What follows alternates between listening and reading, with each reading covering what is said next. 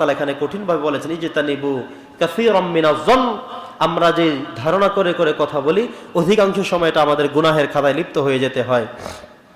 8 নম্বর message হলো আল্লাহ তাআলা বলেছেন লা তাজাসসু, তোমরা গোপন বিষয় সন্ধান করো না। কোন মানুষের কিছু একটা পার্সোনালিটি থাকে, প্রত্যেকটা মানুষের কিছু পার্সোনাল থাকে, ব্যক্তিগত কিছু বিষয় থাকে, পারিবারিক কিছু বিষয় থাকে, ব্যক্তিগত কোনো কিছু, পারিবারিক কোনো কিছু, সামাজিক কোনো কিছু, পার্সোনালিটি বলতে কিছু বিষয় থাকে। কিন্তু আরেকজনে গিয়ে সেখানের মধ্যে খোঁচা দেয়, উদ্ঘাটন করে মন খারাপ কেন বলতে হবে, নাইলে আজকে যাইতে দিব না।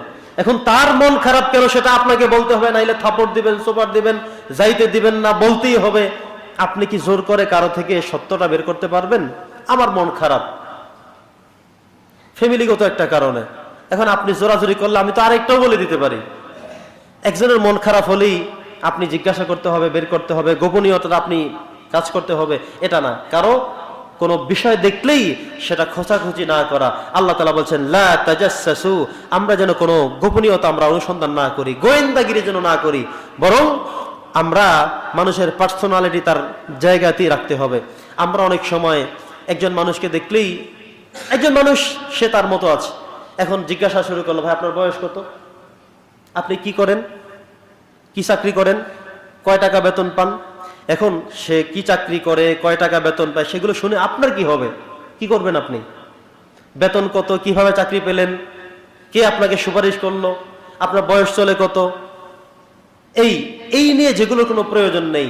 আপনার টুপিটা তো অনেক সুন্দর, কিনছেন কয় টাকা দিয়ে, কোত্থেকে কিনছেন, চশমাটা তো অনেক হেভি, কোন জায়গা থেকে বানাইলেন, এগুলোর বলার কোনো প্রয়োজন নেই। বরং আল্লাহ সুবহানাহু ওয়া তাআলা বলেছেন লা তাজাসসু, মানুষের ভিতরের কোনো কথা, ভিতরের কোনো কিছু এগুলো গুতাগুতি করে, পারাপারি করে, রেশারেশি করে, মানুষকে কষ্ট দিয়ে কোনো কাজ যেন আমরা না করি। 9 নম্বর বেশি আল্লাহ বলেছেন ওয়ালা ইয়াগতাব বা'দুকুম বা'দা আইয়ুহিব্বু আহাদুকুম আন ইয়াকুলা লাহমা আখিহি মাইতান ফাকারিহতুমুহু।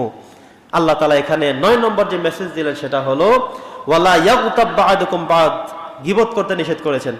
গীবত বোঝেন? গীবতের ব্যাপারে আল্লাহ তাআলা স্বয়ং নিজে কোরআনুল কারীমে মাসালা দিয়েছেন।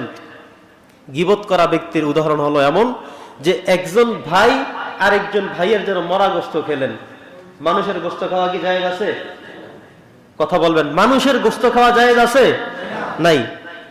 গোশত খাওয়া জায়েজ কোনটা সেটা আল্লাহ বলে দিয়েছেন। খাইতে পারবেন মুরগির গোশত, খেতে পারবেন হাঁসের, খেতে পারবেন ছাগলের, গরুর, এভাবে প্রকার আছে।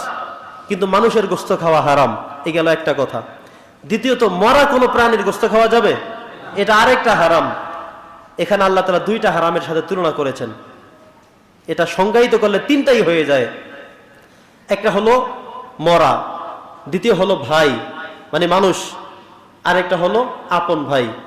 আপন ভাইয়ের গোশতের কথা বলা হয়েছে, মরা গোশতের কথা বলা হয়েছে, মানুষের গোশতের কথা বলা হয়েছে। তো এই এতগুলো অপরাধ শুধুমাত্র গীবত করলে। আল্লাহ তাআলা কোরআনুল কারীমে বলেছেন আইয়ুহিব্বু আহাদাকুম আন ইয়াকুলা লাহমা আখিহি মাইতান ফাকারিহতুমুহু, তোমরা কি কেউ মানুষের মরা গোশত খাইতে চাইবা কখনো? সাহাবীরা বলল না হুজুর, এটা তো কখনোই সম্ভব না। একদিন আল্লাহ রাসূল সাল্লাল্লাহু আলাইহি ওয়াসাল্লামের সামনে 2জন সাহাবী আসলো। নবীজি বললেন তোমরা দুজনেই মাত্র মরা গোশত খেয়ে আসছো। কিসের গোশত?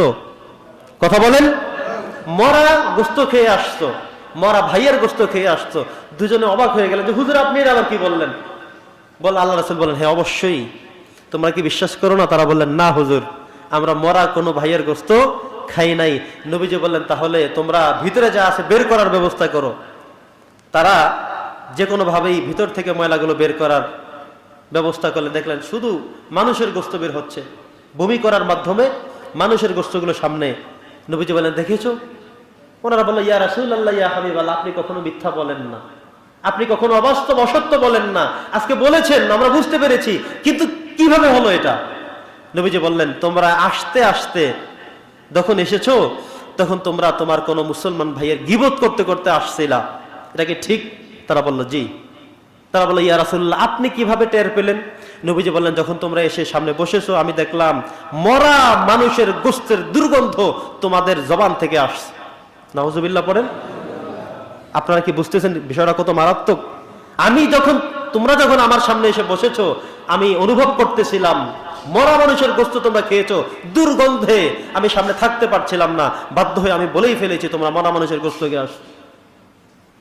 নবীজি বললেন, আইয়ুহিব্বু আহাদুকুম আন ইয়াকুলা লাহমা আখিহি মাইতান ফাকারিহতুমুহু, তোমরা কি কোনো মানুষের মরা গোশত খেতে চাইবে?